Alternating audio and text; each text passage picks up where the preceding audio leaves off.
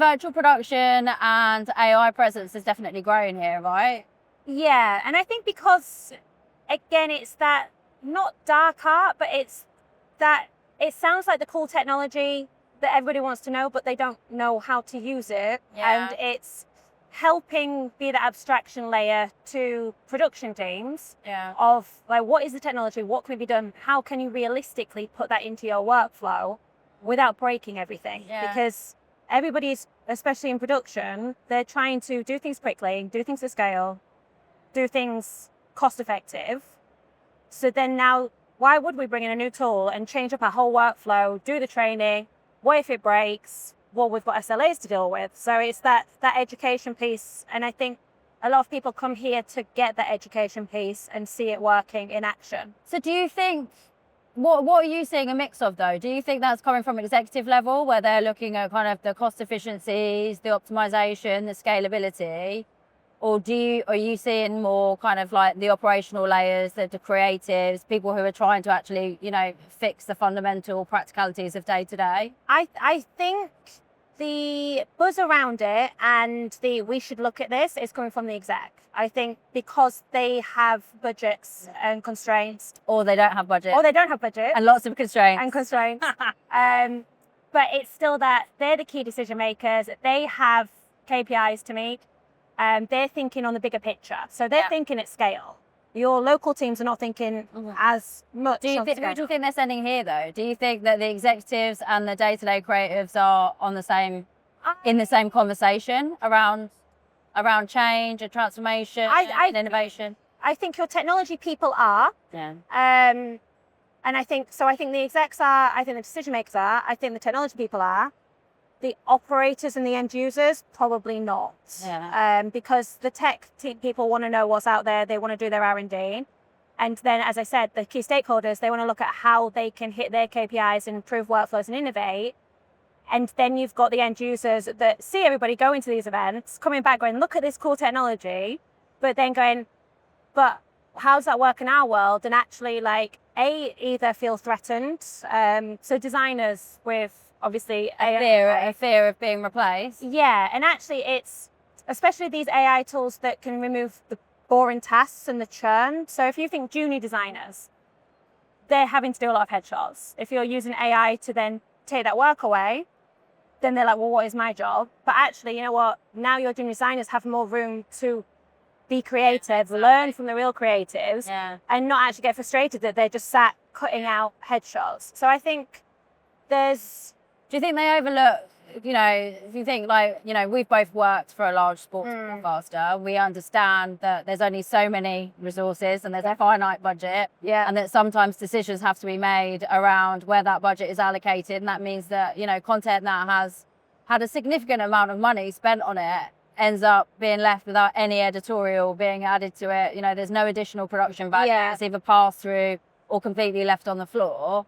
Do you think there is a kind of nod to more of that content being able to be served to an audience, being able to personalize, localize, scale it, treat it? Yeah, and I think a lot of it is do more with less. Yeah. So, like we said, budgets are coming down, but actually the expectation of content is going higher. So then how do you do that balance if you're not going to then look at the workflows of how do we automate things? So this content that wouldn't have been used because the resources aren't there could be used elsewhere. They could be used in a clever way.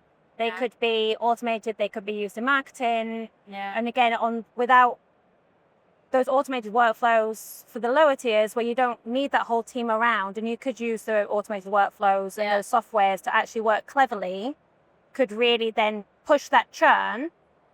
And then you have your creators focus on the high end quality. So you've got the balance of both worlds, but actually you are being able to do more. And then personalization. That's the big thing at the moment of how do we do more personalization around things. What do you think is missing there? Do you think that, because I feel like there is, if I had £10 million tomorrow to spend on new technology, I would pile all of that into kind of, audience metrics, data, engagement stuff, really being able to understand how you better serve your audience. I think being audience centric and kind of feeding content and meeting your fans and your audience where they are in the way that they want to engage with it now. I think that's so different. Like, have you watched Sidemen? Inside Sidemen? No. You not seen No, I haven't seen it. Go and look it up. Okay. So if you like creator economy stuff, you know, like those guys leaning into kind of really innovative technology and kind of that now becoming a competitive edge with people like streamers and, you know, traditional broadcasters. Yeah. They're hitting much bigger audiences, and it's something like in the tens of millions or something. People who'd watched Inside Sidemen on YouTube. Yeah. And if you watch it on YouTube, it's like the production values is pretty rough, you know. And now it's been elevated to Netflix, and that has been a conversion that's gone the other way. Whereas, you know, we've now got broadcasters who are looking to how do they kind of convert and start to compete on the platform and kind of build those audiences and those communities and things. From an audience engagement perspective, I think there's a lack of investment in kind of really understanding the audience. And I think, you know, there's so many different data points that we consider when we're looking at kind of like where we should be throwing our money or effort and everything when we're in any kind of a business. I think from a production and broadcast perspective, that we've kind of lost the art of a good KPI in terms of, you know I love a KPI. You do love a KPI. But we have lost the art of that, you know, in terms of like really understanding what are the drivers of success in, you know, whatever area of the business that you oversee. What are your creatives connecting with? Like, where is the data that's kind of telling you what you should make more of and why, what you should make less of and why? And, you know, how people want to interact with that content, where they want to see it, how they want to see it, do they want to comment on it, you know, what kind of graphics you're applying, what kind of treatment, all of that kind of stuff comes down to how well you understand your audience. It's funny as well, like being in an industry where we say data is king. Yeah. And the data tells a story, but actually we're looking at how to tell the story with data in like live production broadcast. Yeah. But actually, how do we use that data to make those decisions around what tools do we bring, how do we personalize? And I think that's the issue is everybody knows that they want to do it. Everybody knows that they need to evolve. Yeah. But they just don't really know how to at the moment, I think. And I think, yeah, exactly. I think that's where the kind of data side becomes quite powerful, because I think from whether it's graphics, whether it's commentary, you know, whether you're using localized commentary so that, you know, you can regionalize, or whether it's, you know, adding alternative commentary tracks, whether they be influencers, content creators, you know, whatever that could be to enrich the story. I think all of that becomes part of the creative. The graphics now, you know, it's always been a part of the creative, but the storytelling that is possible with graphics now is so much greater. You know, the level of data and storytelling that can be baked into those graphics. So we were talking earlier on about, you know, sports teams and being able to profile players with almost like a top trumps card that's brought up in like a really cool graphic and things like this. They're all kind of like lean in experiences that the audience wants, that, you know, and it's a little bit like some of the stuff you used to get off of a red button back in the day. People want to kind of access that level of information and experience it, you know, live and be able to interact with it. Maybe ask that a question, you know, like they do with ChatGPT nowadays. They want to ask it a question and kind of get that response back and be able to respond to it as well. So I think that data point is key, because I think that it's more than just enriching the content at this point. It's then also about how do you start to increase your revenue opportunities. So, you know, your opportunities to be able to add additional sponsorship and things like that, hit additional markets, gain additional subscribers, build that kind of community, that connection with that community, so that they're gonna, in a world full of subscriptions, they're gonna seek out yours. You know, they're going to follow your content because they're part of your community. And again, it's taking that fear away from it. So we talked about localization earlier, of the prejudgment of language tools, because back in the day when you was automatically translating them, was that correct? Could I take this to a Japan team and they go, yes, that's exactly how we would say this? And then now, again, advancements in technology, that's leaps and bounds. And actually, you can trust those tools. But I think, again, without the educational pieces or being to see the real world solutions of how they work, production teams are hesitant to put their trust in it. So I think, again, it's that, how do you push them over the hurdle of putting their trust in the technology? But do you think that's because they're all currently used to working in file-based workflows? So ultimately, I think there is a fear, isn't there, of jumping into a code-based world because Yes. they're not coders, they don't understand code, and there's a loss of control. Yeah. They can't completely own and operate all of the workflow themselves. Yeah. And then once you actually put things into code, you can then streamline and ultimately apply so many different treatments or outputs of your content simultaneously that in a file-based world just doesn't happen. Yeah, and I mean, again, we talk about the amount of people that have been coming to the AI zone today. I'm hoping that actually people are starting to see the opportunities of, again, we're not building these tools to take people's work away. We're going to remove the boring stuff. So actually the churn, the streamlining, you're optimizing their data. Optimizing it, and then giving them more creative tools to tell better stories, and just unlimit their creativity. So I'm hoping that the engagement we're seeing actually, we're saying that from our experience that there's always been this hesitancy, but there does seem to be this shift that is starting to happen. So hopefully that's going to push people over the edge to start get a bit experimental. And I think we've seen that today. There's a lot of people are more willing to, I think, more willing to kind of come to the table and want to have a serious discussion about it. I think there's a lot of questions around the ethics of AI still. And, you know, some of those were touched on in some panels today. Yeah. From a UK perspective, there's been lots of chatter about it in Parliament for the last few weeks. Okay. In terms of where do they go next with copyright laws. So potentially looking to kind of step back some of the copyright laws that we've had in place when they look from an AI perspective as well. Yeah. And I know, you know, a lot of artists have kind of come out now and said, you know, it's really important. The UK are way behind the curve in terms of this legislation. Yeah. And how do you protect, you know, the livelihoods of the creatives involved? So if that's somebody's IP, and then you're going to use it for machine learning, then like making sure that there's some kind of licensing model in place that protects the artist as well. Have you followed any of that this week? I actually haven't. I mean, I've been looking at a lot of, again, with like working with creative teams and design teams, and the tools that are advertised as like generative AI, and the guys going and finding ideas for storyboarding and those initial ideas.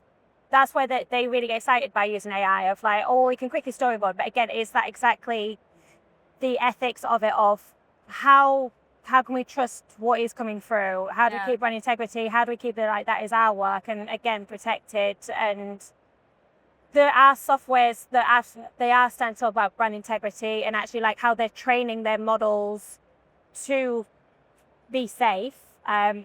I don't know myself, so I can't go too deep into it, but it's definitely, especially when you're working with bigger production companies as well, like we see it even with technology, remote production. Remote production came along, and then it was like IP and internet security, and how do you then, as tech providers, connect into that infrastructure? So for a while, it was a bit and where does the responsibility sit? Exactly, and I think that's what we're now seeing with AI. So we went through that period of nobody really knew, and then the pain of actually having to put those rules in place between the two companies. And like at DAZN, we had to do it. And when bringing in like third parties of just that legislation and the SLAs around it.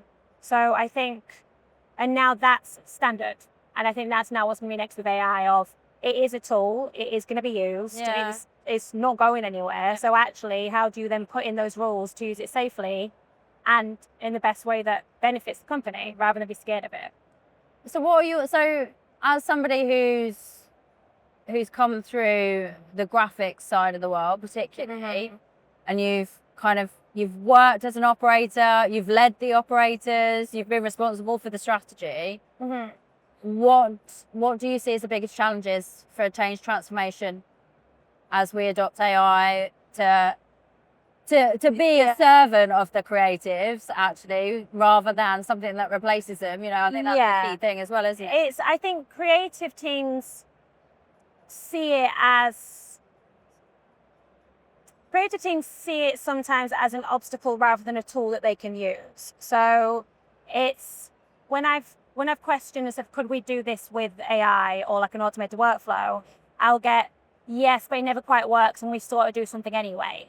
And it's not putting that, again, not putting the trust in the technology or learning how to use it properly. If you're going to put... do you think that fear is because ultimately, well, the one thing we know is AI will work to a bunch of parameters, and some of them are really cool generative stuff. Yeah. It's kind of there, but you might have to jump in and just tweak the last 20. It will do 80% of it for you. Jump in and tweak the last 20%. That tweaking of the last 20%, is that a fear thing that they're not comfortable within that tool because it feels and looks different to their normal graphics tools? Or is there a feeling that they just don't know it well enough, so it takes them the same amount of time as if they just did it themselves? Yeah, I think there's always it's quicker if I do it myself. I always feel as well with design teams as well, it's like they're artists and AI is science, and they want to be artists. So it's shifting that thinking of this is just another paintbrush.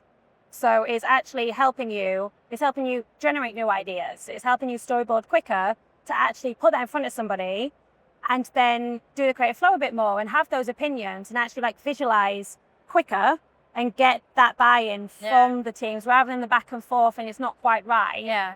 That's where it could be used really well. And then again, as we said, like for junior designers, with just the assets and the churn, it's just taking all that time-consuming things, shifting it to the side. It's giving other teams the tools to actually be able to access that as well, not having to go, oh, if I need this changing, I've got to go to the design team who are really busy and I've got to wait for that. It's like it's removing the friction. It's removing also the frustration between different teams, because actually a lot of the frustrations that teams might have when they come together to collaborate is around some of those manual tasks, right? Yeah. Whether they've been missed or done right, they need to happen again, or when people have to ask for things and it changed. In broadcast, when it's like the quick turnaround, you're trying to react to live events, like the marketing team.